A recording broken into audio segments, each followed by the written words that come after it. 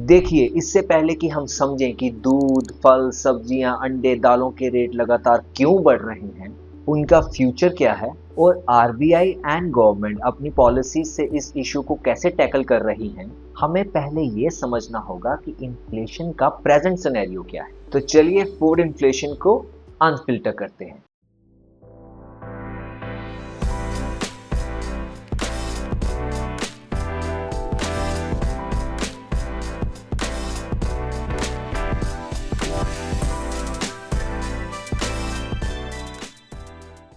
Let's first understand what is inflation. Inflation का मतलब होता है किसी देश में उसके गुड्स और सर्विसेज के प्राइसेस का लगातार बढ़ना। जब चीजों के प्राइसेस बढ़ते हैं और पैसों की परचेजिंग पावर कम होती है तो उसे ही हम इन्फ्लेशन कहते हैं। इंडिया में इन्फ्लेशन को मेजरली सीपीआई यानी consumer price index and WPI यानी होलसेल प्राइस इंडेक्स से मेजर किया जाता है। सीपीआई आम आदमी के खर्चे के हिसाब से कैलकुलेट होता है, जिसमें खाने पीने की चीजें, कपड़े, घर का किराया, हेल्थ केयर और एजुकेशन जैसे फैक्टर्स शामिल होते हैं। वहीं डब्ल्यूपीआई में होलसेलर लेवल के गुड्स के प्राइसेस देखे जाते हैं। गवर्नमेंट और reserve Bank of India policy decisions में मेजरली कंज्यूमर प्राइस इंडेक्स यानी सीपीआई को कंसीडर करते हैं, क्योंकि ये डायरेक्टली पब्लिक की डेली लाइफ को इम्पैक्ट करते हैं। तो अभी हमने समझा what is inflation and how it is measured in India. Now let's see the present scenario of food inflation in India. RBI का इन्फ्लेशन टारगेट है 4% with a flexible range of 2 to 6% यानी ±2%। अभी इंडिया का average inflation rate जो CPI से measure होता है control में। As you can see in this chart, CPI की जो ब्लू लाइन आ रही है, it has been below 6%, 5% and even 4% during the previous year. Like इन नवंबर 2024 ये 5.48% था और दिसंबर में 5.22%। मतलब इन्फ्लेशन अपने देश के लिए एक एक्सेप्टेबल लेवल पे ही है। Now the question should arise कि अगर इन्फ्लेशन टारगेट रेंज में ही है तो इतना शोर क्यों है हर मीडिया और न्यूज़पेपर में कि भाई इन्फ्लेशन बहुत ज्यादा बढ़ रही है?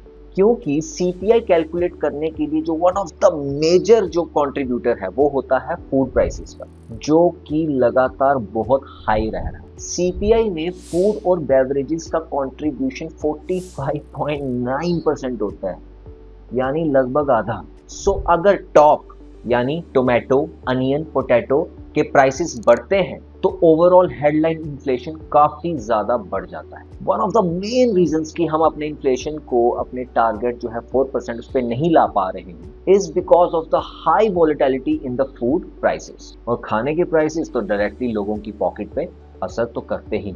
सो इवन अगर इंडिया का ओवरऑल जो इन्फ्लेशन है वो टारगेट रेंज में हो भी, तब भी आम आदमी को महंगाई ज्यादा ही लगे। Just look at this chart once again. इसमें आप CFPI की जो लाइन है उसको देखें। अक्टूबर 2024 में फूड इन्फ्लेशन 10.87% था और नवंबर में ये था 9.04%, which is well above our target range of 2 to 6%।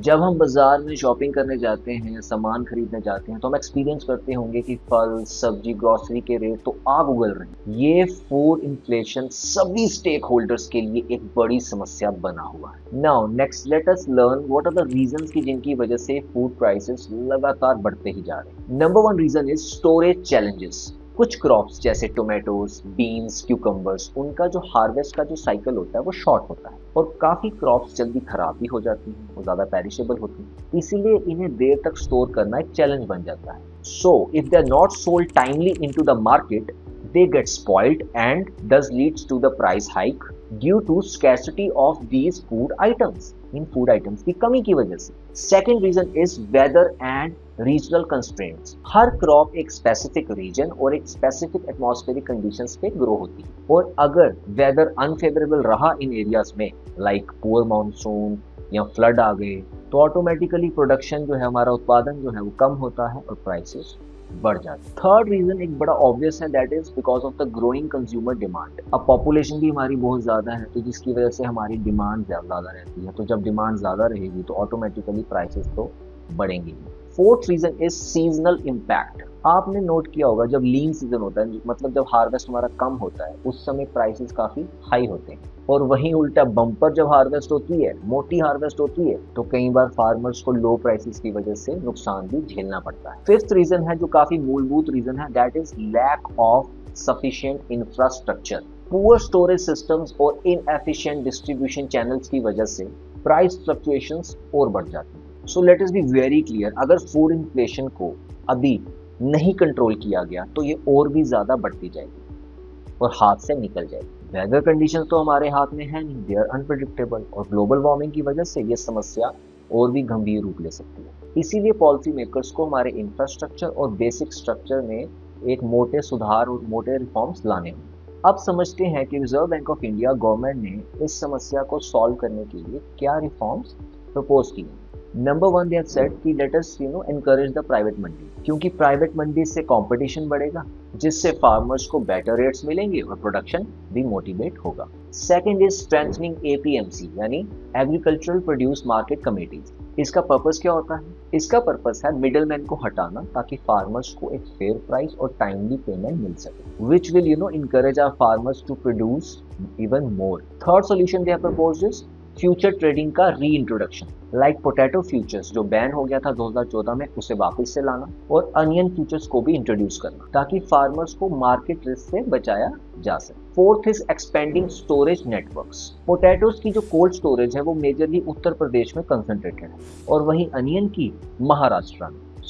ऐसी कंसंट्रेटेड स्टोरेज की जगह हमें एक डाइवर्सिफाइड स्टोरेज नेटवर्क की जरूरत है। It is the need of the hour. Fifth is investment in the processing facility. Crop की वेस्टेज को कम करने के लिए और प्रोडक्टिविटी को बढ़ाने के लिए प्रोसेसिंग फैसिलिटीज में इन्वेस्टमेंट करना होगा। ये थे हमारे different policy reforms, policy measures, पर जिन्हें मतलब कि जिनका असर देखने में अभी टाइम लगे। तब तक रिजर्व बैंक को अपनी मॉनेटरी पॉलिसी कमेटी में टाइट या न्यूट्रल मॉनेटरी स्टांस रखना होगा, यानी इंटरेस्ट रेट्स को कम नहीं किया जाएगा, क्योंकि इन्फ्लेशन इससे और भी बढ़ सकती है। और दूसरी तरफ हमारा जो इंडियन रुपी है वो डॉलर के अगेंस्ट आपको पता है काफी ड्रास्टिकली डेप्रिशिएट हो रहा है। फरवरी में मैं आपको बताऊं कि $1 87.5 रुपीज पे था, विच इज रिकॉर्ड लोएस्ट, और अभी भी ये 86 के ही आसपास खेल रहा है, which is also very very low despite reserve bank's interventions to control it. इनके रीजंस क्या है? इनके रीजंस थे foreign investment outflows, global political changes and international tariff. इस वजह से भी रिजर्व बैंक के हाथ बंधे हैं, वो ज्यादा इसमें आपको इंटरेस्ट रेट्स वैसे भी कम नहीं कर पाए। तो दोस्तों, फूड इन्फ्लेशन एक बड़ा ही कॉम्प्लेक्स, बड़ा ही जटिल टॉपिक है, जिसमें काफी फैक्टर्स का रोल रहता है। गवर्नमेंट और आरबीआई तो अपने लेवल पे स्टेप्स ले रही है, लेकिन लॉन्ग टर्म सॉल्यूशंस के लिए स्ट्रक्चरल रिफॉर्म्स जरूरी। Finally, if you found this video interesting and helpful, then do like and share it. And what are your views on the food prices in the market right now? Share your comments below. And if you want that I should keep providing unfiltered insights and analysis on each and every financial issue and topic based upon my experience and expertise, then don't forget to subscribe the channel so that you don't miss any. Hi, myself Sahil Sahni. I have experience of 7 years in the Canara Bank, 2 years in the insurance industry. I'm also certified from National Institute of Securities Market, and also JIB certified from Indian Institute of Banking and Finance. I will see you in the next video to unfilter another financial issue. Until then, नमस्कार।